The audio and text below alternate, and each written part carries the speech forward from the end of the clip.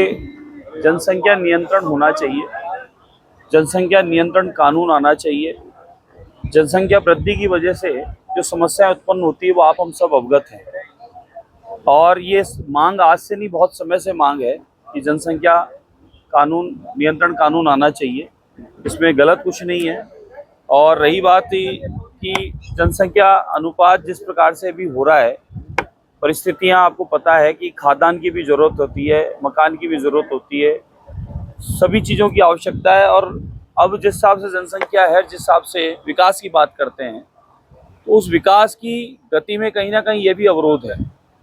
और समृद्ध देश बनना है, विकसित देश बनना है, इसमें सबको सामूहिक सहमत रहना चाहिए। किसी में मतभेद न करते हुए, एक दूसरे में पक्ष विपक्ष न करते हुए, सामूहिक रूप से संगठित होकर इस बात को समर्थन करना चाहिए कि जनसंख्या नियंत्रण कानून बनना चाहिए। सभी के लिए हितकारी रहेगा।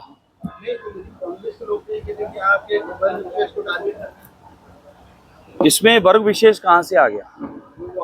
हाँ, लेकिन ये जरूर है कि आप अगर थोड़ा सा आकलन करें, आप पत्रकार लोग महोदय से मेरी अपील है कि आप स्वयं इस बात का आकलन करें, सर्वे करें आप स्वयं।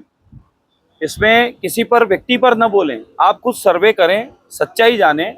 मैंने खुद ने, मेरी विधानसभा में एक ई रिक्शा चलाने वाले से मेरी बात हुई थी। उनके वो बता रहे थे कि 13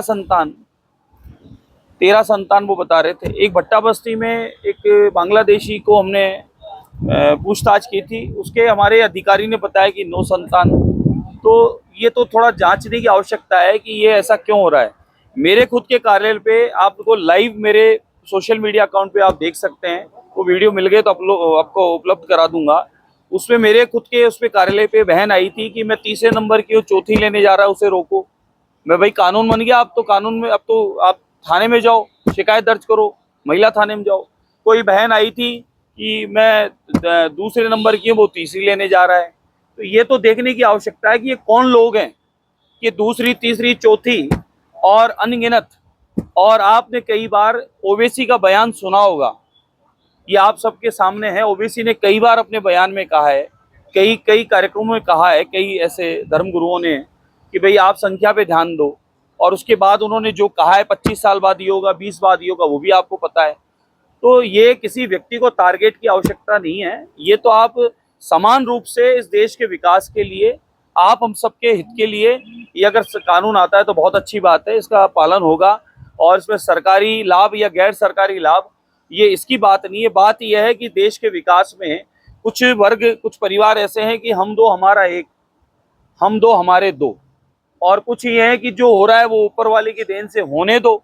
तो उस विषय पर आपको देखने की आवश्यकता है। और मैं तो आप पत्रकारों से मेरी प्रार्थना और निवेदन और अपील करता हूं कि आप सर्वे करो, आप पूरे देश में सर्वे करो, और सर्वे के आधार पे आप खुद तय करो कि ये बात कहां तक सत्यता है, कि किधर अनुपात बढ़ रहा है।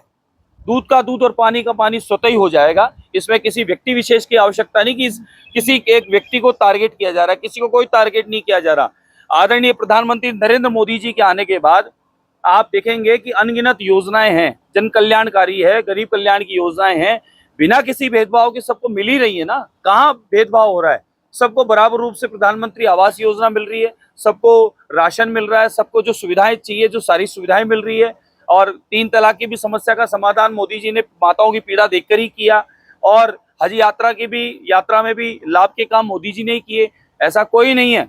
सबका साथ, सबका प्रयास, सबका विश्वास जीतकर सबका विकास किया जा रहा है। आदरणीय प्रधानमंत्री नरेंद्र मोदी जी के आने के बाद में बिना किसी भेदभाव के, बिना तुष्टीकरण के पूरे सर्वांग भारत का विकास हो रहा है। उस विकास में सबको अपना सहभागी बनना चाहिए, योगदान देना चाहिए और इस कार्य में समर्थन करना चाहिए।